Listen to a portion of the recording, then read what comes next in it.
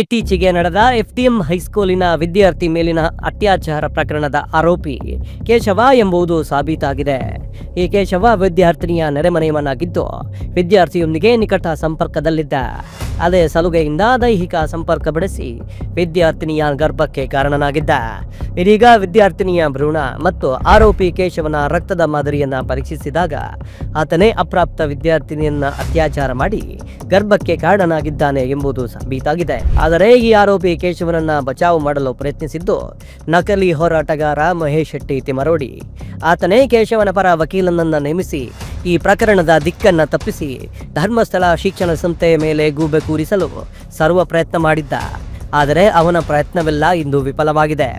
ಈಗ ಹೈಸ್ಕೂಲ್ ವಿದ್ಯಾರ್ಥಿನಿಯ ಅತ್ಯಾಚಾರ ಪ್ರಕರಣದ ಪ್ರಮುಖ ಆರೋಪಿ ಕೇಶವ ಎಂಬುದು ಮೆಡಿಕಲ್ ಆಗಿ ಪ್ರೂವ್ ಆಗಿದೆ.